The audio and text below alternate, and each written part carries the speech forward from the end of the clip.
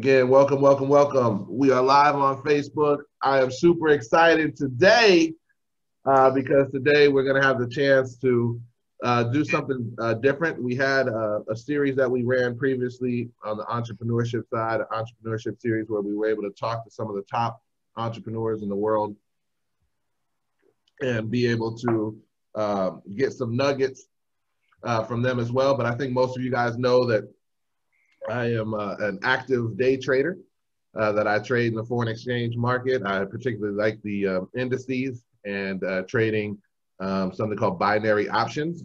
And when I came up with this idea of a new series called The World of Forex, which would allow us to talk to traders from all over the world to be able to get different perspectives, people from different economies, whether they're emerging economies, whether they're stable economies, people from different backgrounds, to be able to kind of shed some insight as to why it is that they've chosen to learn the skill set of trading, sort of the ups and downs, things of that nature, and also, you know, how trading has impacted their lives and just sort of where they see it going from here. And so the first person I thought of I had to have was this gentleman. We've done a couple things in the past together, so I was kind of confident he would say yes, but I'm always grateful and humbled when he does. And I definitely wanted to be able to bring my brother Miguel to you guys so that you guys would have the chance to be able to hear his story. Let's take a deeper dive, understand his background and why it is that he chose trading and how it has, you know, absolutely changed his life. So with that being said, I want to introduce you to one of the most humble servant leaders that I know, a gentleman who's not only succeeding on the trading side, but is one of our future chairmen within this organization, Mr. Miguel Agosto Calderon. How are you doing, sir? Doing fantastic, man. I appreciate that, man. I don't think I'll ever have people talk about me like that. It's almost like you're talking about somebody else. Nah, bro, you definitely listen. For those of you who don't know, you guys ever know, like, you got that guy in the community where you call him the plug. You know what I'm saying? Where like if you need to know something about something, you go to that guy and be like, yo, you know where I can go get this, or you know where I can go. Miguel is the plug, like the glue, if you will, for our entire Forex family. Because if there's an event, if there's something going on anywhere within our family, not only does he know about it, he's promoted it. He's good friends with the people putting it on. And so Miguel is like the glue, the plug. So I'm excited to have you, bro. I appreciate you, man. I really do, honestly, man. It's always, this used to not be me, man. For me to be, I grew up very shy. So this whole camera thing, it's only a few years old. I say a few years, within 10 years, a few years, right? But so now doing this regularly, man, if I can get in front of somebody and I've helped other people be able to remove their camera shyness, it really helps reach more people that really need to hear what we're going to be talking about. So if that's what I had to do, get in front of that camera and do it, I don't care. I don't care if I was pretty or ugly. I was going to be in front of that camera because somebody needs to see my face and see I'm being serious, because I'm not about hype at all whatsoever. So people really need to understand that what we have going on, it's really impacting a lot of people. So I'm very happy to be here. I'm very happy for the opportunity, you know, to have me on here to talk about what we do and why we do it. So whoever's out there listening, as he said, my name is Miguel Agosto. I'm 37 years old, 37 years young, right? I'm from Puerto Rico. Yeah, you know, so I'm born in Puerto Rico. I moved back and forth to the States all my life. I went to elementary, middle school, and high school in Puerto Rico and in the States like every other year. So I'm not the highest educated person. I've dropped out of college 5 times. My math teacher had to give me a D grade so I can pass high school. Ended up trying college, dropped out, went to the military. So I am not the highest educated person, you know, anything like that. And I say that to let you know that what we're going to be talking about, if I can do it, and people say this all the time, if I can do it, you can do it. I mean that in the most literal way. If I can do this, bro, I'm telling you, anybody can do this. You know, when I first saw Forex, I saw lines and numbers. I was like, math, I'm out. No, I'm good. But, you know, I ended up doing 10 years in the Army. You know, been to Iraq, Afghanistan, well, been to everywhere. I've been to Iraq, Egypt, Germany. I've been to all over the place. And it's funny how the world kind of sets you up, because it's like I've been involved in the world of Forex in the sense of being to all these countries, having to change my currencies, but never aware that I was involved in Forex. Can you imagine 2004, the first time I left this country and I exchanged my money? Imagine I would have learned about Forex in 2004, 16 years ago. Imagine I would have picked up an interest back then where I could be today, right? So I don't live in the past. It's just something to think about in case somebody listening right now has been considering it. Don't be 16 years later coming in like, what if I would have, you know, yeah, 16 years from now, they'll probably be trading only crypto anyways. There'll probably be no money, no fiat currency. It'll just be digital. You know, the U.S., the government's already experimenting with crypto now. So, you know, it just is what it is, man. So I've been involved with trading in one way or another. I just didn't know I was. It's not normal in our everyday life. It's just that we don't think about it. So here we are to educate the people about it, you know? Absolutely. So let's go ahead and go back to the beginning. So you've got a lot of things that you mentioned. So born in Puerto Rico, you come back and forth as a child. What was that like in terms of just the traveling back and forth? Was it difficult? Did it do things like maybe produce some of the shyness that you talked about because you're always changing friends and so on and so forth? So what was that like? Well, I was raised in a very old school environment, you know, the tough law, environment in my house by a single mom. So I was more introverted than anything. I never thought I would say this word in my life. I was introverted because nobody would ever think I was introverted. Nobody, but I was, right? No father growing up, single mom. So I was the oldest on my mom's side, the oldest of three. On my father's side, I got 6 more, 3 boys and 3 girls over there. But I was raised with my mom 95% of the time.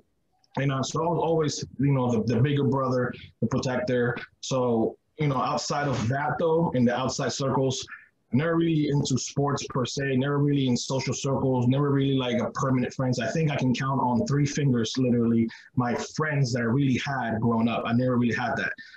There was a guy that was standing on the wall and make sure the column didn't fall while everybody else was at the party. I was a guy just leaning there, just watching everybody because I was too afraid to move my body, So I grew up like that. Those social circles, I was never around it.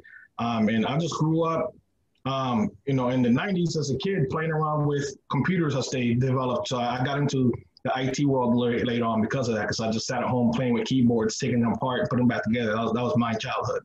But growing up, traveling back and forth, it wasn't joyful either. It was really hard because it was living in family's house to family's house to family's house, never really having much. So essentially, it's like never having your own place. It's almost like homeless, like a borrowed couch, a borrowed bed, a borrowed basement, for years and years and years, and then living in projects and projects and projects, Yeah, so it's interesting that you said that you don't like math, but you naturally had an affinity towards IT. I think people would find that pretty interesting because I think they would think that you would have to have some kind of math background in that regard. But did this type of stuff just kind of click in your head, come naturally to be able to take and deconstruct and reconstruct and stuff like that? It was more because I guess I'm meaning more on the hands-on mechanical aspect of computers, taking them apart, putting them back together, not so much in the programming. I ended up doing the programming later on, which will be more involved in the ones and zeros, the math and the coding and things like that. But it was more of the mechanics of like this keyboard. I pressed this button. I didn't know it was ones and zeros, but I was like, I press this button, it works this way because this wire connects here, goes like I was just like figuring it out. I ended up working at a science center as a kid because in my school in Pennsylvania, we had to do 60 hours minimum of community service hour to graduate high school. I ended up doing 506 hours because I ended up getting really involved in science. And that's the first time I found out that I enjoyed working with groups, because I used to work with children all the way from daycare and kindergarten. They came in groups to the science center all the way to senior citizens. So I got to work with them and teach them. We would rehearse and then teach what we rehearse. And I worked specifically in the aerodynamic section of it, which we used to teach kids how a plane could stay in the air and, how the air works when it goes over and under the wind and things like that, And one thing I mentioned that I just thought about right now, we have something called leverage in Forex, right? And I just thought about this right now. We used to teach children. We have this big, long pole, right? And we used to teach children about leverage. So we had a kid hold a rope, and I would try and pull the kid, and I couldn't pull it up. And then I taught the kid, look, see what happens every time I switch the rope back and back further and further, how much easier and easier and easier it gets to lift that kid up. And the kids were like, oh my God, leverage. It's like I was being trained for Forex my whole life. It's funny, man, how amazing Forex is a metaphor for life in general, right? Like there's so many different things that it applies to, especially once you understand like pullbacks and stuff like that, and how that really is like a truth, but how oftentimes the pullback isn't a reversal, you know, it's actually a continuation, and usually the continuation is stronger than the pullback. And like there's so many different incredible metaphors for life. All right, so you're going through, you're traveling back and forth. You don't have a huge social circle. You have a few friends. You're shy, introverted. You discover that you did like people in terms of helping them in terms of groups and the science. But you mentioned that you barely got through high school because of math. So your high school teacher gifts you a D. So what is that like? Because I've heard of these types of things before, where because I didn't have that story. I actually was good at math, except for geometry. And it's so funny that your story actually ties you to aeronautical engineering, because when I was a kid, if you would have asked me what I was going to be, I was going to be an aeronautical engineer or a professional soccer player, one of those two things. Right. And then I got to geometry, and that just ended the whole idea. And most people think geometry is the easier one, but those theorems, I couldn't, I was like, I have no idea. I could do algebra and, you know, but calculus, that type of stuff. But so anyway, so you got through math. So what was that like in high school, man? So real quick, I wanted to originally be an aircraft mechanic. That's what I ended up wanting to be. Not at all what ended up happening, but it's all good. So good, right? So yeah. So what happens is that when I ended up going back to Puerto Rico for my senior year, because I did 9th grade in the States, 10th Puerto Rico, 11th in the States, 12th Puerto Rico. I ended up getting. They thought I was ahead because I was bilingual. they thought I was like smarter, so they put me. They had this group. That was, and it's funny because I was in my 9th grade in high school. They had this experimental group that were testing kind of like a different teachings, they were trying different ways to see how students could like remember the information, things like that. So I was put in this like special group that was considered like an advanced group. I don't know why, but somebody saw potential I never saw. So they put me in this group, and it's funny because I went to Puerto Rico a couple of years later, and I was in a group called 12-4, right? Any group you were in that had the 4 on it, you were known as the advanced kids. So I was in that group because my English was great. I was bilingual. I actually got in trouble because my English teacher, she yelled at me for correcting her in her grammar. and I was in chemistry class. I used to blow through. It's weird. Like there's math and chemistry, but I think it's just on how they feed me math. If it's straight math, I just don't get it. Right? When they apply it to other things, it's like, oh. So in chemistry, I was acing that, acing English, acing everything, but math. They put me, I went from regular math to like college level math. I wasn't even good at regular math. Now they put me in advanced group. Now I'm at this college level math. I'm like, what? So I was always like in remedial math, you know? So I'm in this, I speak English, so I'm smart, they say. So I think, you know, you think about it later on, and I really think what happens is my math teacher saw that even though I didn't understand math, I just wouldn't quit. Because I've never been that guy. I just can't quit. So he saw me, like, I did everything but cry. I don't know if I did cry, but it was like he would have something, and he will see, I think you could see my actual thoughts, like trying to escape my brain, trying to figure it out. I just could not, nothing, I could not, right? And so he would like dumb it down as much as possible to help me build back up, kind of like doing years of training in 30 minutes, trying to, okay, remember what this step was, remember what PEM does, remember this, remember that, you know, and then eventually got to like whatever it is what we were doing, trigonometry or whatever it was, and I was like, I don't know why there are numbers and letters mixed in one foot, you know. So he, you know, long story short, he really saw, he ended up giving me one math problem, and I built all the way from like basic addition and subtraction all the way up. So we started doing the numbers and the fractions and everything together. And it was like, oh, this is getting harder, right? And I would keep missing certain steps that, you know, whatever. And I just couldn't figure it out. And the funny thing is that the answer at the end was 0, right? But he didn't care that it was 0. He know that I saw the multiplication and anything multiplied by 0, 0, right? But he still wanted me to do the thing. And I just could not do it. So he gave me, actually, I can't remember what it was. He gave me some other tests, and I ended up passing that test. So he kind of considered that my grade. So he's like, whatever you get on that test is what I'm going to give you. So I got a D on it. He's like, all right, I'm going to give you the D. Right. So I'm like, man, if I would have got an A, you know, but he's and honestly, it's because he saw how I was with my peers. He saw how I was with them. I would help them with their English homework. I would do everything for them. I was always been that guy. Right. So, you know, so I think he saw that. He saw that, I guess you could say, leadership kind of, you know, person. And I was always there for my friends, and I was helping them. So I think he saw that. I think he wanted me to graduate with them. I think he felt like kind of messed up. As hard as I try to like fail me because I just could not get that advanced mathematics. So I think he saw like, you know what, let me do something for him. So I think that's what, you know, he felt pity per se, you know. So he did it. He tested me. I just could not do it. But on everything else, every other teacher was like, he's amazing at this class, but I just could not get that. Gotcha. You know, so he ended up kind of hooking me up, I guess. That's awesome. That's awesome. So you went from high school. Now, how soon after high school did you go straight to college first, or did you go into the military? What was that path? So there was a ABC, I think it was called. It's like a community, like I think it was like a for-profit school. It was an Allentown Business School, right? So. I lost you.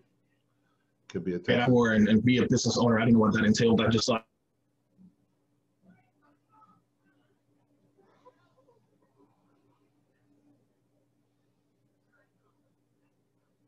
Hold on, folks. No, they don't know what they're doing, and now I have to listen to them. You know, it almost felt like, why do I have to listen to you? Are we back? There we go. Yeah. We lost you for a second. You went to Allentown Business School, right? Right. Yeah. So I ended up doing that. I wanted to be an entrepreneur, what I thought it was to become an entrepreneur. And they gave me, you know, I started with all the English math stuff. I'm thinking like, I just finished all the English math stuff over here, you know? And I was, as soon as again, the math, I saw that, I was like, this is not going to happen. Like, I need to go. So I was like, no, this is not it. So I ended up taking like a break. I was a really heavy set guy, so I ended up having to lose a ton of weight. So I lost like 100 and I don't even know, 60 pounds in a year or something like that. And they loved me in football, but you know, but I could not join the military, you know. So I ended up losing the weight, and I joined the military, and I started off with the National Guard, so it was like a part-time basis, and then eventually I just kind of went full-time. So I did that. That was like my way out. I didn't know. Really, I thought being in the National Guard was being in the Army, like full-time, like in the commercials. But in reality, I found out later on really what happens is that the recruiter played me. You know, he's looking for his commission, you know. So he was like, oh, you know, I was a Marine, and I'm in the Army now, in the Guard, and this is actually real work. Because I was like, I want to join the Marine Corps. And he was like, I was in the Marine. You don't want to join the Marine. Sometime you did that, whatever. And I was like, oh, okay, I'll do the Army then. And he was like, yeah, that's the way to go. So that's how I got started in the military with a lie. So it messed me up for a little while, but it's okay. It all worked out. I met some amazing, incredible people that still to today we're brothers and sisters. I don't even need to see them for 30 years, and I can see them in 30 years and still be like I just saw them yesterday. That's just how we are in the military forever. Yeah, I remember when we were doing Freedom is Free, and you were talking about some of the things from the military side of things. So how long did you serve for? For 10 years. For 10 years. And you said you were in a couple different theaters. Where were you stationed, and what were the things? First of all, what was your job in the military, if you can talk about it? I don't, you know, it might be classified. I don't know. So, well, I'll tell you about one of the jobs. One of the jobs was in the supply business, which is called a logistical specialist, right? So I'll tell you about that one. So that really just entails to working just logistics. So if you're thinking of like, it's nothing fancy, you think about like working in a warehouse, being in charge of the logistics in a warehouse. Right. The same thing. Troops need supplies. You know, they need bullets, they need guns, they need clothing, they need first aid stuff. So we are in charge essentially of getting all that bulk stuff out into the theater so that the soldiers can do their jobs. No matter if you're a cook, an infantryman, a security guy, doesn't matter. You know, we're the Amazon, the Amazon, the deserts. The Amazon of the desert. I love it. I Yeah, love it. yeah, yeah. So you went Yeah, to Iraq. You said you went to Iraq. yeah. So I did my entire deployment was 18 months. And I don't recommend it to anybody at all for a vacation spot. So pick something else, maybe Dubai. Uh, and Egypt was one of my most interesting ones. I spent some time in Egypt about a year. I spent about a year in Egypt. Oh, wow. I got to, yeah, I was on the Sinai Peninsula, and I was able to cross over to Israel. So we went to Israel as well.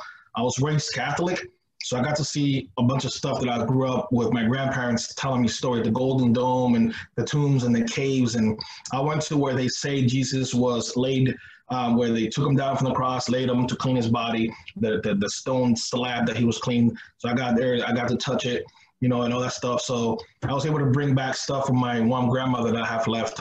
So I brought her a big crucifix that you put on the wall, and on each part of the cross, it's got a little glass bubble. It's got like a rock or stone or sand or something from the land of Jesus. So I brought that back for her, and you'll never. I think she'll die and be like, I'm taking it with me. She doesn't let anybody touch it. So I couldn't take her, so I figured I'll bring it to her. You know what I mean? Yeah, no, actually, it's crazy that you said Egypt. That's actually my number one. When people say, where's your number one place to go? Mine is Egypt. I want to go to Egypt, and I want to see the pyramids and all of that type of stuff. It's been fascinated by it since I've been a little kid. So that's my number. So you got to see that. That's cool. Were you able to go in and see the pyramids and all that, or no? Unfortunately, so I wish I had one on me. Unfortunately, 90% of the footage that we have cameras were on these disposable cameras from back in the day. Yeah. And they either got lost or the thing got messed up over the years because so we didn't really have anywhere to develop the pictures there. So I guess over time in the heat and the sand, they got messed up. The ones that we did get developed were just crappy. So I got some from when I got to swim in the Dead Sea. I got to swim in the Dead Sea. I got to swim. You've heard about the Dead Sea? Yeah. Right? It's the perfect place for people to swim. You can't drown in that thing. Right? It's just whatever it is, a saltiness or whatever it is. It's just you just naturally float no matter what. Wow. And I got to swim in the Red Sea as well. Okay. I tried to park the waters. I'm not gonna lie. I grew up with it. I was like, oh, how is it? Where's the button? So I got to swim there. I got to swim with I think they're called lemon sharks or whatever it is. So it was my first experience. And people are like, you swim with sharks? I'm like, they don't do, man. Their little jaw mouths are like these tiny. They can't bite you. But I got to swim with sharks. I don't care what you say. So yeah, I had a lot of great experience. I'm out of the military now, so I can't get in trouble. So I went to other places like Luxor and Egypt and stuff like that. We weren't supposed to leave a certain premise, and for safety purposes. This was during the peak of the Iraq War and everything. So it's like soldiers in an Arabic country gonna get beheaded or whatever. So we found a taxi. We're like, yo, take me to where would you go party? You know what I mean? So he was like, my friend, we went. And we didn't know where we were. We just know we found a club. We went clubbing. We found the worst place. But we're like, we could do a horror movie because we went to a basement. We went to a rooftop party that they could have killed us all and threw us off the rooftop. That was the mentality. What if so we weren't ready. We didn't have guns. We had all this stuff on us. We're all rambled up like we could do something. Right. That's the mentality you had. We actually have one of the best times in our lives.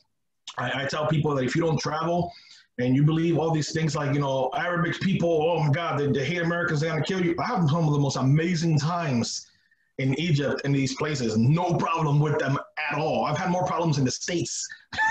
Absolutely. That's big facts right there. That's big facts. All right, so what happened? Why did you leave it sounds like you loved it. Why did you leave the military? What was the reason why you did you get out, or why did you discharge? So between battling some medical problems with my back, getting really, how can I say this in a nicer way? Getting kind of really mad and upset with the military, not just me, playing a lot of those veterans. A lot of my medical records they're not to be found. So I'm supposed to be probably about 100% disabled by now.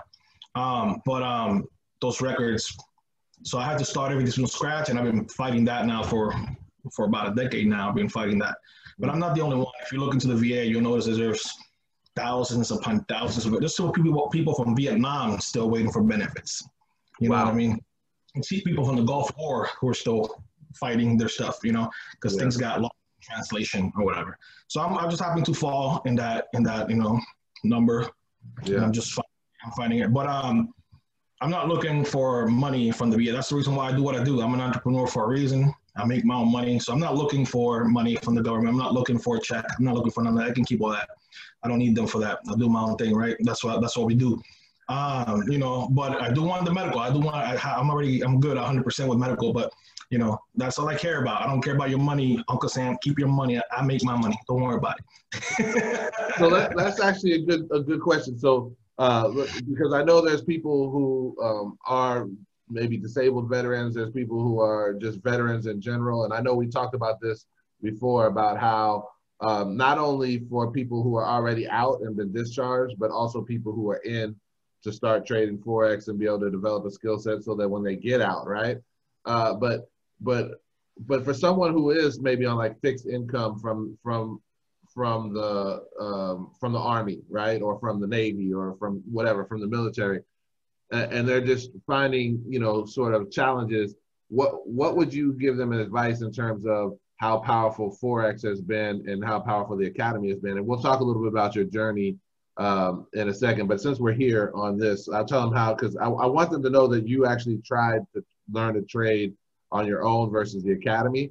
But before we get into that, what about just the idea of being a veteran, you're out, partially disabled, and having to find a way to sort of make things work? Right. So something that I've been noticing a lot ever since I've been a part of this academy is that we have people active duty still serving that are doing this, and I absolutely wish this was around when I was still active duty, because a lot of us come out of the military, even not disabled. A lot of us come out of the military not knowing where to go next. A lot of, you know, I don't know if there are programs now, but when I was, there wasn't really real programs. You know, you had companies that came in and interviewed you and like, hey, you want to come work for us, or contracting companies to go overseas. We didn't really have, unless you prepared and went to online school or whatever, or had a college degree from before you joined. Most of us, the majority, that's the reason why there are a lot of homeless veterans today. The majority of us come out, not a clue, right? You go to warehouse jobs, you'll find tons of veterans that are driving forklifts and stuff like that. Nothing wrong with that, but you know, you would think you have all this military training, you're probably doing something a lot bigger, you know? So we come out, not really a lot of times knowing what to do, man. A lot of us come out broke, especially a lot of people have bad marriages, happens a lot in the military, come out broke. So I wish I had something like this. And it was around Forex itself, that kind of wasn't, but Forex itself was around back then. I wish I knew about this. I found out an Air Force friend I made online. He's been trading since 2008, 2009. I'm glad he found that. I wish I would have been one of those people.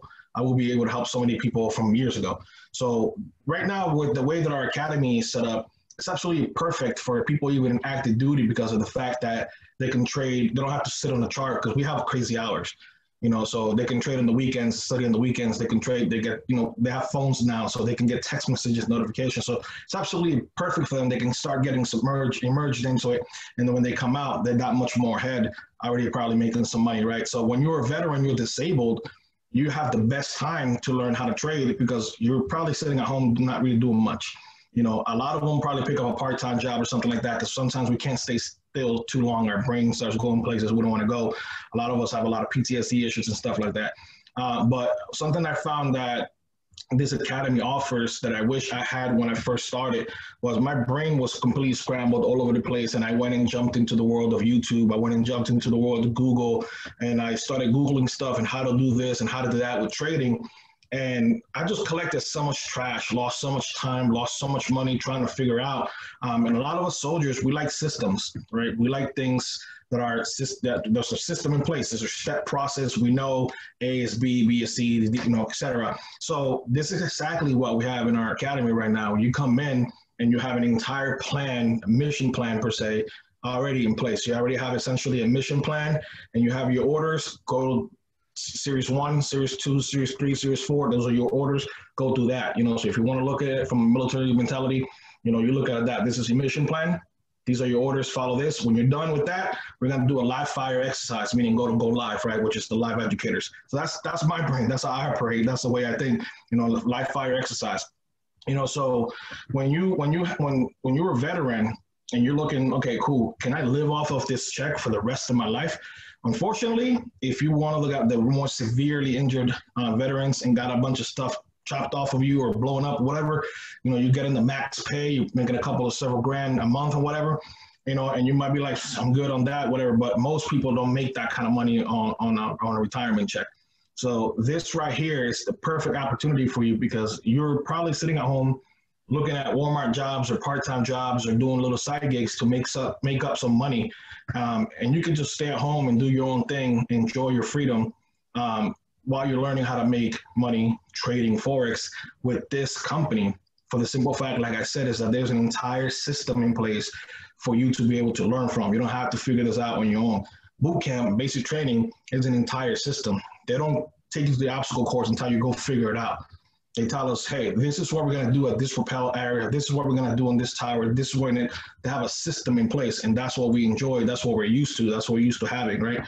So this is what we have right here. We have an entire system to guide you from point A all the way to point Z, which is absolutely beautiful for people who are like me, retired right now. So, like I said, I didn't have this initially.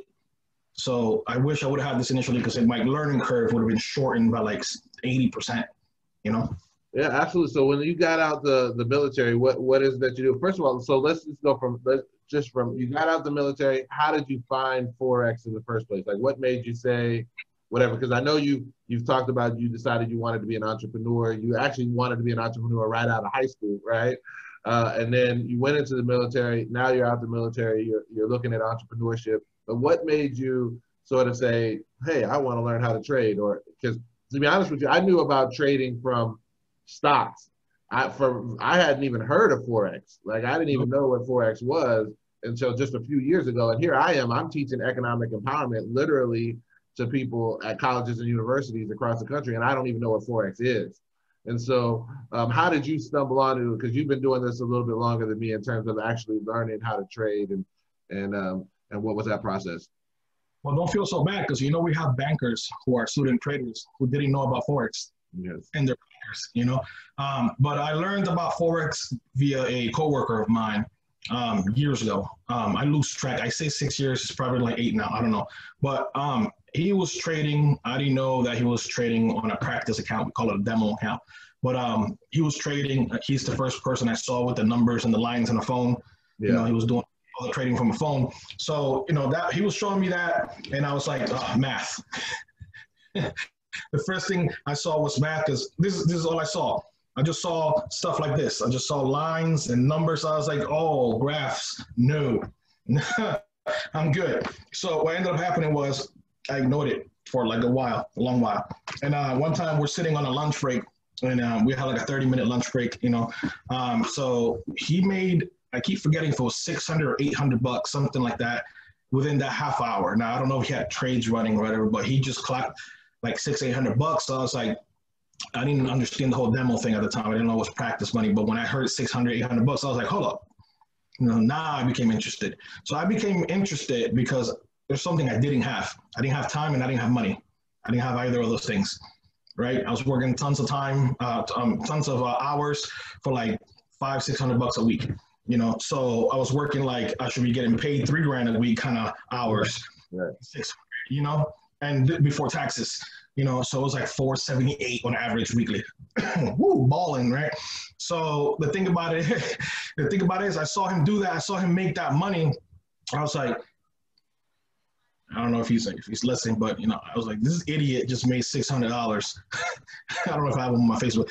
I was like, if this idiot makes $600, I can make $600, right? So I was like, yo, what is that game? What is that game? What is that thing you're doing again? He's like, oh, it's Forex. It's like stocks. It's like, all right, cool. So he's like, this is like a YouTube video. It's a guy I follow on YouTube. So I went down that rabbit hole, right? But initially, the motivation was money. I was working in a place where it was barely heated, if the thing even worked. So I was working in this warehouse that was from like the World War II era type warehouses in the winter. So it was just as cold as it was outside. The only thing you didn't have inside was the breeze, Unless somebody walked in, you felt the breeze coming. I ended up having to make a cardboard wall to block, and I was engineer, Yeah. So I hate math, but here I am calculating the position of the wind and the angle in which I got to tell you something about that in a minute. But Yeah, that's what got me. So I don't have the whole like I wanted to become a trader and an entrepreneur so that I could save the world and help. No, it was I needed to make money. I was money motivated, period. I'm still money motivated to today. It's just that now I understand money. I understand how it's made. I understand where it comes from, where it goes. I understand why it goes back to the rich people at the end of the day. I understand, because most people, the money comes in and goes right back out. Right. So I understand how all that works now. I understand how to keep more of it now, and I know how I can empower others with it now. But I'm still motivated by money for the right reasons. At the time, I was just motivated for money because I just needed to get the hell out of where I was. I just needed the humbly selfish kind of mentality. It's like, I just need to get out of here, So that's what motivated me initially, was just the money. So I went down that rabbit hole forever. I literally, between programs and thousands of dollars spent and thousands of dollars getting scammed, especially at the time, I was falling into the rabbit hole of crypto was a scam because I was getting scammed. Crypto's not a scam. I was getting scammed by people who were using that as a cover, right? Now I know better. I know the proper channels, but I didn't know then. So that's the reason why it's very important to get educated from people who are really there to educate you and teach you for real. Not these. Everybody's a guru now with the power of the internet. Everybody's a guru now online. Everybody's a mentor online now. So I ended up getting scammed, lost a lot of money, but hey, so it was part of the journey. Part of the journey. Well, let me ask you this, because that's interesting. So, because I do hear people all the time talk about you can learn just on YouTube, you can learn by yourself, you can pick up a book, you can do whatever. So this is my experience is that if you see a YouTube video, there might be a YouTube video that offers some value, but it might have also been recorded 18 months ago. And so if I have a question, what happens? If I post a comment, it may get answered, it may not get answered, it may get answered 6 months from now, right? So like were you finding kind of similar things where even though you could watch a video, it was really just kind of up to you to figure it out, or how was that working for you? One thing that you and I experience all the time is people hit me with the, well, I don't know if I have the time for that, right?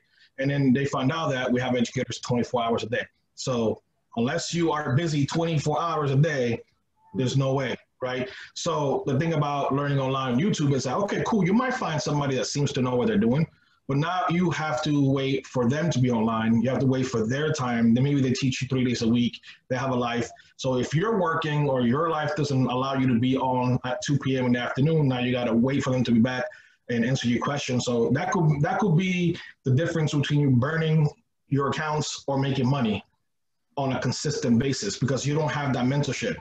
Very well in our community, we got thousands of people in our community. If you put a question out there, somebody's going to answer. Now you can get, whatever. People like myself and others, and like you, we make content all the time. Look, you know what? I actually made a video about this. Let me share this video with you for free. Just hear it. You're part of the community. You're part of the family. Let me help you. I don't make any money on that person, but I know that person could make money with my help. Now, guess what? They have access like that all the time. I don't sleep. So they have time, right? They have time. Some of us are online at some point in time. Going on YouTube, or going to Discord, or going to whatever other apps online, Reddit. Reddit's horrible. You go to different sites and you're hoping somebody answers you, but how do you know that person knows what they're talking about? How do you know that they're not demo traders? Because very well there are ways to make a demo account look real. You know what I mean? How do you know they're not demo traders? Now they got $108,000 trading account, a $1.2 million trading account. You're thinking that's a real account. People like me, I go into Facebook and I look at them up. I look at their lifestyle. I'm like, this guy got a $1.2 million account, but you got, choppy knees, dirty knees. Like, what I mean? I'm like, hey, 1.2 million, you could afford some good lotion, buddy. I was like, nah. So I learned about the fake accounts and how to fake demos accounts and stuff like that. So that helped me because I'm very nosy. I dive deep. But most people, they don't know. They're just frustrated. They want to learn. This guy says, cool, pay me $50 a month. I'll teach you how to trade. And they're trading a demo account. Now you're over here losing money, and the person's just hitting you up with the psychology. You got to be patient. It's just you're learning. Now they're just siphoning money off of you. You're just paying money, and you don't even know you're not really learning. Or maybe they're learning from somebody else that they're paying, and you're paying them, and they're just forwarding you signals. Now those signals are late. They're already activated. They're already in profit, or they lost, and you jump into this thing. It's just a soup of crap, man. It's what it is. There's no system. There's nothing in place there. for you to verify on time in real time like you have with us. You're just guessing, you're just hoping. So learning on your own, is it possible? Sure. Is winning the lottery possible? Sure. There's a possibility for it. What are the chances you're going to win the lottery? What are the chances you're going to become a master trader on YouTube? You know what I found just on the humble is that every time I look at a person who's talking about how you don't have to go to a company to learn, you don't have to be involved in anything that's attached to an MLM to learn, which I also find that really hilarious because the majority of the people that come through our particular company are actually customers and don't participate in the actual business ownership side.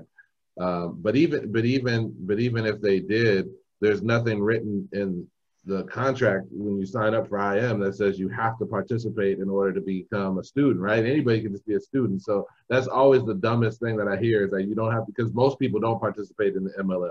Like literally, like most people don't actually participate in it. But one of the things I find funny is that when you ask the people, they'll say, oh yeah, I learned at IML. And now they're out telling you that they're building something. You don't have to go to IML. You don't have to do that. But oh, by the way, here's my $50 course. Here's my $100 course, or whatever it may be. So I found that to be a regular occurrence. So I'd rather just go to the source and not to the derivative, as Randy Webb always says, right? Go to the source and not the derivative. So good. That boils down to what I said. Cool, that might work for you.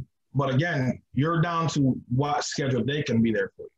The benefit that we have is not only did they come from us, not only are we're their daddy in education, but there's somebody on 24/7. And you might be a nurse working graveyard shift, and that person's sleeping in their house. Thank you for your money. I'll be back on at 10 o'clock tomorrow. But guess what? You need to answer right now because you're on break. And that trade, you might lose that trade. So you need somebody, and there's somebody like us online. It's like, oh, by the way, yeah, go ahead and get out of that trade, or go ahead and do this, or adjust your stop loss. Oh my God, that's what I needed to make money. So that alone is worth everything. Yeah, absolutely, absolutely. I mean, and the other thing too is that, and I get it, right? Like the scarcity mindset is that because you're used to having a bill, right? And so you don't want to accumulate more bills because in your mind you're saying to yourself, I'm already broke. I already have my finances stretched thin. I already, you know what I'm saying? So, but they don't understand that this isn't a bill because you're getting the skill that makes money. And you should, with all of the supplies, all of the knowledge, all of the stuff that we have, you should be able to turn this into a source of income versus a bill. It's a revenue stream.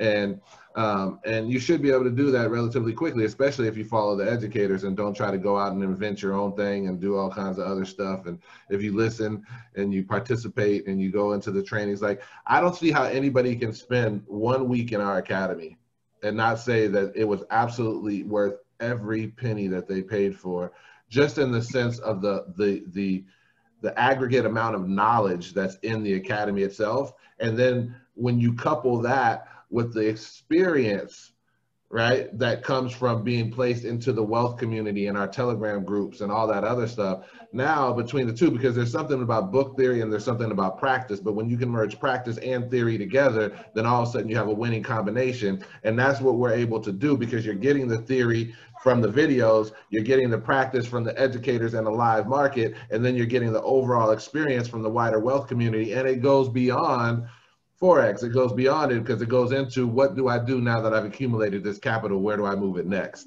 Right. And those are the types of things that you can't get really anywhere else. So now once you started learning how to trade, you went that route. What brought you into sort of IM Mastery Academy and how has that improved your trading? Like let's be honest, has your trading improved? Has your win ratio improved? And how's that work for you? Yeah, most certainly. Yeah. You know, and real quick about you said about like the bill, like people think about it as a monthly bill. You know, but what do you pay right now? Like your Netflix, your Amazon Prime, your cell phone. What of all those things that are bills? What it's making you money back? You know what I mean? A lot of us, well, you know, 5-time college dropout, but a lot of us go to college and we're not even using our degrees. And a lot of those people accumulate $40, $50, $60, $80,000 worth of debt to, $80,000 of student loan debt for a $40,000 a year job starting off. You know what I mean? It's like, so Risk to it's a reward mindset. ratio is off. The risk to reward ratio is off, but they don't know. They don't know. Exactly. It's a mindset thing. You know what I mean? And me coming from paying people, you know, Jane and Rob out there for courses and stuff like that, I learned what the value of what we have is because I've seen what's offered for the price out there. So when I have people come to me, we're like, ah, man, that's too expensive. I always have to hit them with like, compared to what? Like, what are you compare? How is it expensive? Oh, because there's a difference between I can't afford a thing and it's too expensive.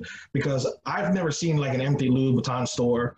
Every time you go down to Aston Martin dealership, there's always somebody there buying. You know what I mean? So it's that you can't afford it. You know, and I don't mean that to offend anybody. It's just you have to understand that, be humble enough to say, you know, it's just me. And then guess what? We can sit down because I've done it before, and we can figure out, okay, what are you paying right now that's just sucking money out for no reason? That we can apply and make it make you money. You know what I mean? Instead, you know. So, but yeah, so I could say that my trading improved. I became about 3 years in. I became a profitable trader, not like could live off of it. But I got good enough that I was able to start teaching other people because you know these people now were benefiting off of all of my errors and mistakes and losses of money.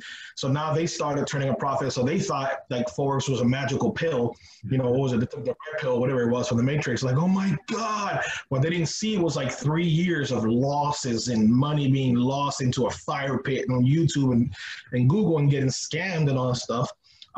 And so they were starting to, you know, so they now had a $50 account and then we had $1.50 and like, oh, I still had the people that made $1.50 on a $50 account. Like, that's it. And like, put $50 in your savings account. See how long it's gonna take you to make $1.50. You know, you just did that today, buddy. Do that every single day. You know, so you know, and you started becoming confident. Now I felt like I had responsibility, so now I started diving really hard into like Forex trading. So I was actually introduced. This is funny because I was introduced by this gentleman. I don't even remember his name. I just remember he was an African American gentleman, and he reached out to me, and he saw me posting about trading, and he hit me up. But I was already like focused on what I was doing. Sometimes we blind ourselves; we don't open our minds to opportunities. And I had just recently left another network marketing company in the travel space. You know what I'm talking about. Mm-hmm. So I just left that, and I had been involved in timeshares. I had been involved in the insurance. Because I was trying to become an entrepreneur, I just didn't want to work for nobody. So, you know, and I'm not going to say there were necessarily failures, just not my cup of tea. And every single one of those companies, for me to make money, I had to recruit. Mm-hmm. The product itself didn't make me money. It made me a little direct commission, but I will have to sell 1,000 a month to make a living, you know? So it was just that part. I was like, bro, but I keep having to sell to make a buck. How can I need something else, you know? So I did the whole eBay thing, buying stuff and reselling. You probably seen Gary Vaynerchuk talks about flipping eBay and stuff. I was making money, but I'm lazy, bro. I'm just lazy. I wanted to make money, and my money make me money. You know, and it's funny because we talk about the investor mindset, the 1%. You know, that's what I was wanting to become. It's like my soul was talking to me, and I just couldn't figure it out. And we talk about that here. We teach people how to do that all the time. You know, people like yourself, people like Randy, talk about this stuff, and I listen to it like I'm a brand new baby every single day because I'm just like, I need this. You know, and so I ended up learning what I learned. And when I joined the academy, I was introduced, like I said, by a gentleman, and I said no. And then eventually I met Randy in this other company, the travel company. I knew of him, and I knew his character, all right? So I seen him speak on stage. I saw this humongous tower speaking on stage next to this little petite Latina, you know? So I saw that, and I could just sense this guy's energy. I didn't know he was a veteran. That's probably what it was. I was feeling that connection maybe. And I just knew his character. I didn't know him. And it's funny, we all have people who we call our mentors. Like I never met Gary Vee, but I listened to the guy because, you know, he's been there. So I listened to Randy talk on stage, and then, you know, our life continues on. I leave the company, etc. And then my second time that IML at the time came around, I somehow noticed that Randy, the legacy name, that's what it was. I saw the legacy name because on Facebook. And I was like, oh, he's in this company now. So that was like all the validation I needed. That's it. Just knew he was in it. It must be legit. So I ended up hitting him up. I was like, I'm actually gonna scroll back because I just want the screenshot from when I did it the first time on Messenger, Facebook Messenger. And I said, hey, send me your link, right? Send me your link. I came in with the mentality at the time. I didn't know how to build. I never built teams and stuff like that. But I came with a mentality like, if I'm gonna join, I'm gonna join at the top. You know, that was my mind. I don't know how Legos work, right? So I'm like, if I'm gonna join, because I did come in with the mentality of like, maybe I'll try to build. I actually didn't for like the first year and a half, but I ended up coming in. It was like, if I'm gonna come in, I'm coming in with a top dog, right? So I was like, all right, cool. I came in, and that's the last time you heard of me. As soon as I signed up, got the emails with the username and passwords, I just dove straight into the academy, right? And this is before I switched to what it's right now. Right. So I'm actually gonna go back to the academy again, just because I want to see the level 3 on it, because I went through the old IML Academy 3 times. So when it switched over and I saw that I was level 1, I was like, oh, come on. You know, so I'm about to go through it again because it's just absolutely, you always learn something new every single time. Sure, so sure.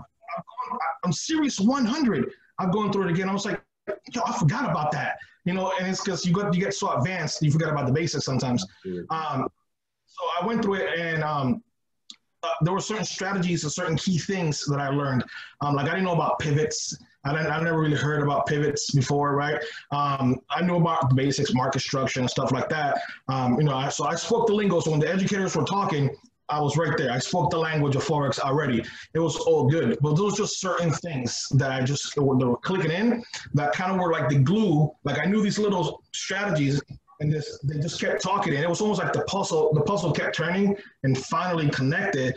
And I was like, oh, like the epiphany just hit. I was like, I didn't know I could do that, you know, or maybe just something as simple as a setting on TradingView or something like that. Oh, try the 200 EMA instead of trying. I'm like, then I would do that, and then I would look at it. Oh my God, like this is, so my trading just boom, boom, boom, boom, boom, boom, boom, and just started escalating. So then I came back, started teaching people.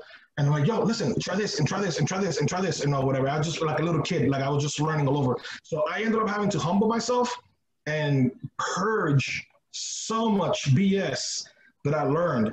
And something that I found out in my journey by the friend that I told you that I've been trading since like 2008, 2009, was that institutions, there are actual like hedge funds that have people who teach on YouTube to misguide you. And I didn't know that. So who knows, maybe I was part of that, and that's why I was losing so much. But they teach you like half truths, you know, just to get you interested enough, but not everything. So, you know, all of a sudden the market turns the other way and you're like, why did it do that? I don't know why it did that. I just know now I got to sell instead of I bought. That's all I know, but I couldn't explain it to you, you know. So I learned about all those little tricks. And I was like, these about that because we got several people. Steven Cylinder, if you've been with him on Go Live, that guy is, Randy loves him. This guy understands banking systems and hedge funds and the way they trade like nobody's business, you know. And I've had people approach me and be like, IML doesn't teach you how to trade for real. They don't teach you how to trade like the banks. I'm like, you've never heard about this educator? You never heard about Trade House? You never heard about, that's all they do. That's all they do is teach you exactly what the bank is doing right now. They'll be like, you see that candle right there? That was a bank candle right there. Check this out. You know, this is unfortunately, when you join anything, any company, when you join any company of any type, whether it's our company, any company that you join in the network marketing industry, MLM, make sure that you talk to the person that you're going to get sponsored by. Make sure they have a community. Make sure that they have people who are actually using the product itself as well. You know, and that's something that we have. We have a really strong builder community. But the beautiful thing about it is that everybody knows how to trade.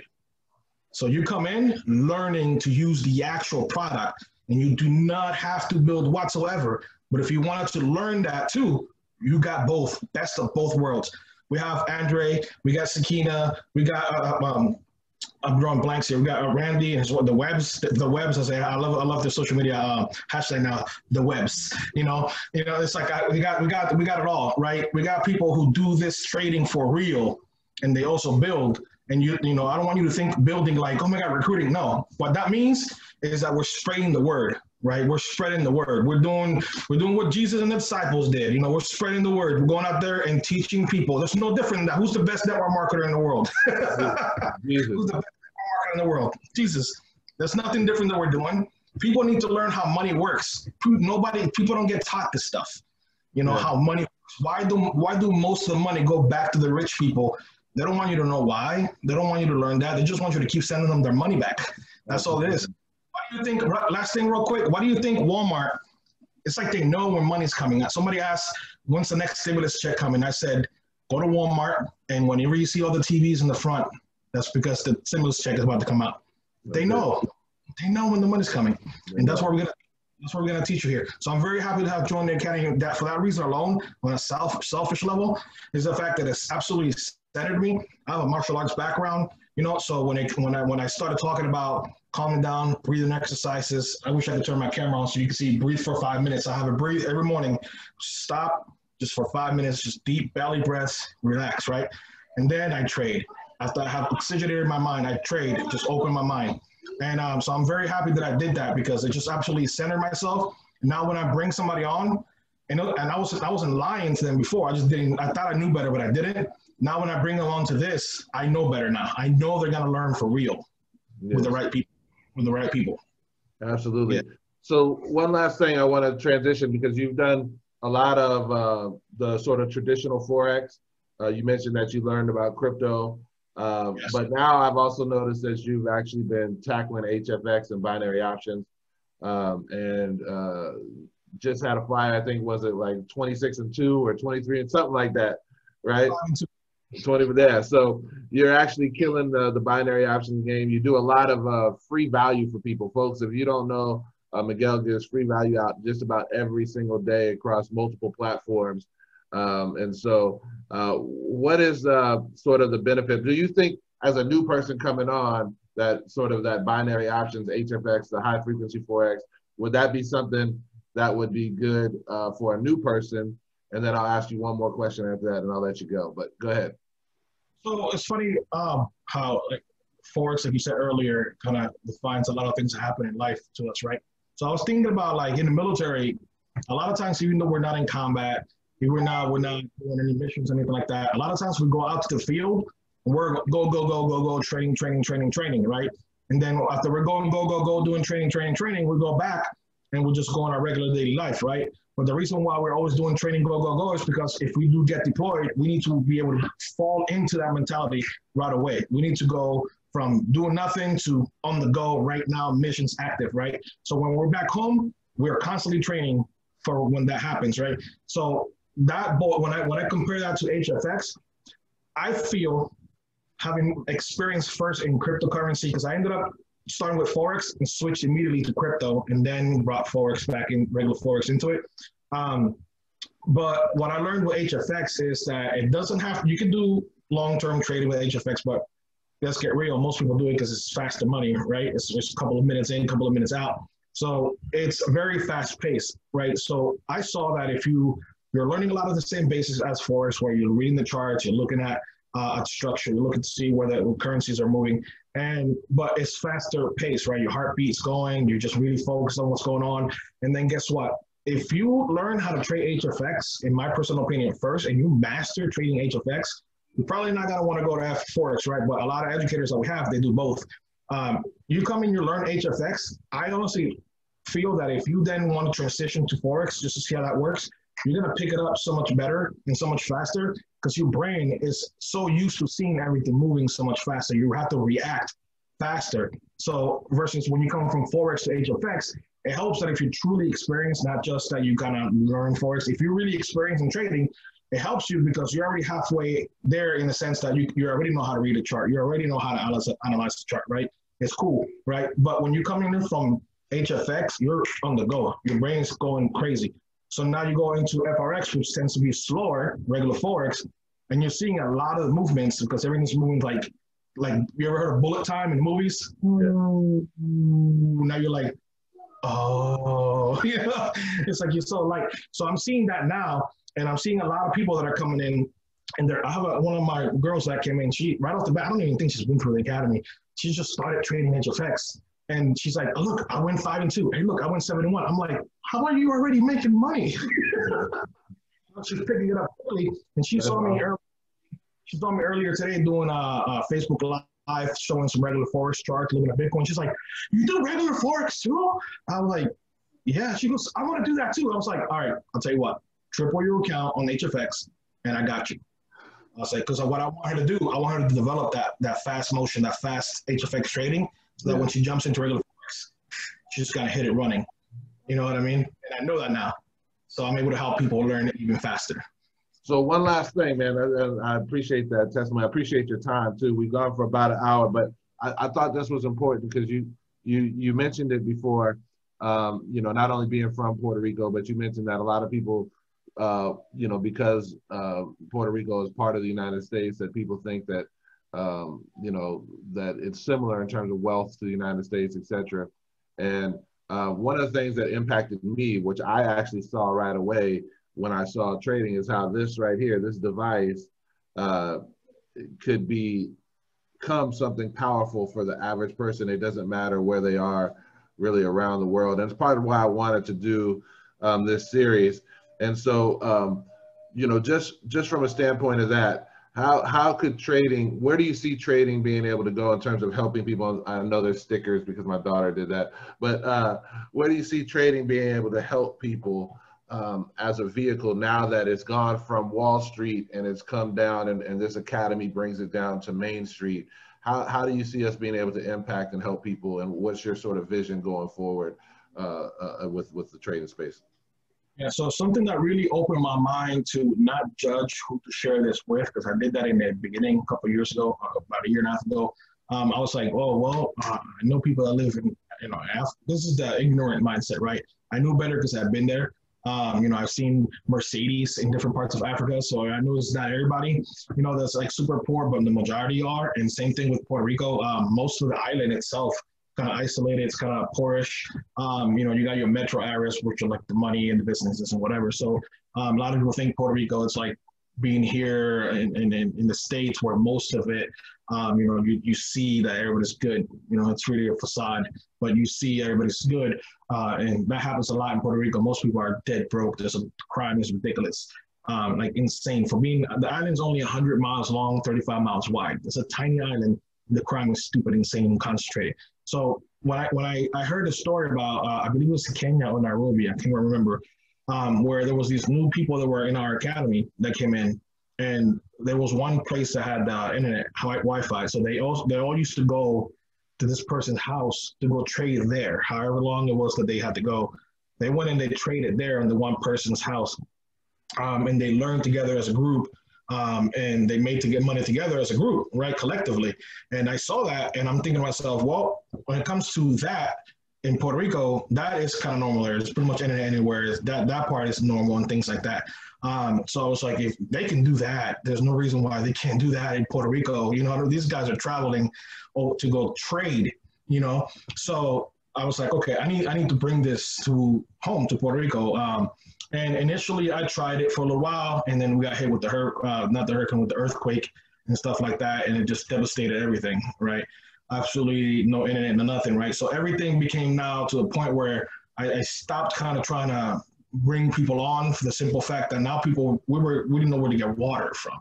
So right. the last thing they want to hear is 235, right. That's the last thing I want to hear, So I kind of gave up on that for a little while. I ended up actually leaving the States, Puerto Rico, to come back to the States to kind of regroup before this whole virus kicked. Actually, I ended up leaving from Puerto Rico to our London events. And then I saw everybody there trading. So, and I knew people were trading in different places around the world, but it wasn't until I picked up traveling again that I started seeing people of all calibers of life, of all walks of life, of all colors, tastes, and flavors, trading of all ages. I have a 74-year-old in my team, all right, that's trading. I started seeing that, and I became, even though it's like I believed in it, I knew it worked, that's when I truly became a believer, when I saw what it was doing. The 74-year-old guy ended up leaving retirement 3 times so that he can go get a job to make up for money that he couldn't afford. He couldn't afford to live. So he wanted to learn how to trade. He said, I want to teach my grandchildren because my children are lost cause. So I want to teach my grandchildren.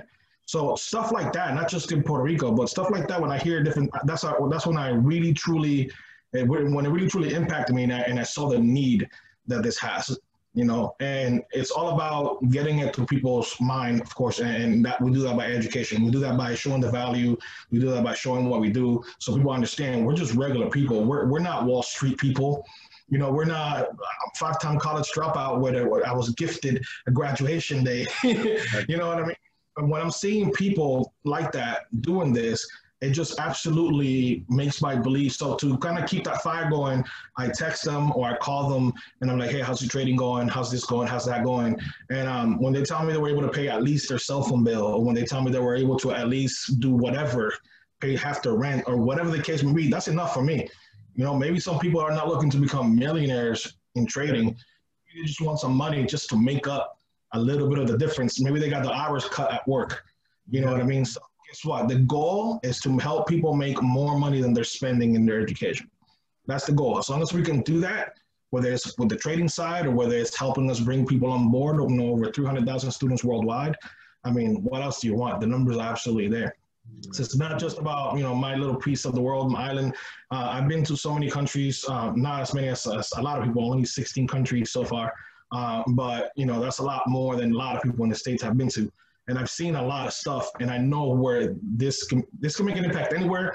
But I know specific places. Like right now, I'm Latino, and I didn't know that there were parts like in Colombia and places in South America and Central America where like $700 a month is like a whole salary. You know what I mean? And I'm thinking like, what? You know what I mean? And it's now we got, people don't know about this, but we got people, on the business side that are making 5 figures a month. You know what I mean? So, and I was like, they're basically rich in that country. They're crazy rich. Right now, they're rich here in the States, the way things are going. Right. So that's absolutely something that I see, not just in my island, but anywhere. I'm internationally mindset. I don't even think about my own island no more. Not that I don't love them. I just think that the world's bigger than my own island, So I'm just thinking internationally. Anybody that I can talk to, I will, and at the end of the day, if they're interested, cool. If they're not, cool. I'm not here to sell it to anybody. I'm just here to show you that there's more to the world than what you've been told. Awesome, man. Well, listen, bro, this has been fascinating. We went through a bunch of stuff. I'm super grateful for you taking the time and sharing. And, you really are crushing the game, not only trading, but crushing it from the leadership standpoint, from the service side of things. I'm telling you, I know that for a fact. There's a lot. I guarantee you, and you might not know this, but I guarantee you that the day that we get to hear you first time on stage as a chairman, you're going to get probably the loudest roar out of anybody because of how much you've selflessly given to people that you get no benefit back from. So, bro, I appreciate you, and I thank you for your time. And listen, folks, this is the first episode. If you like this, we got another episode coming. We've got someone coming out of Germany next. You're gonna definitely want to sit down with us, and that is to be announced. I'll be announcing that soon, but pretty fired up about this series and how we're going to be able to bring to you different perspectives from literally all over the world about how Forex is impacting people's lives. So that's our show for today. Thank you, guys. I appreciate you again, Miguel. Thank you so much. Everybody have a good one, and we'll see you soon.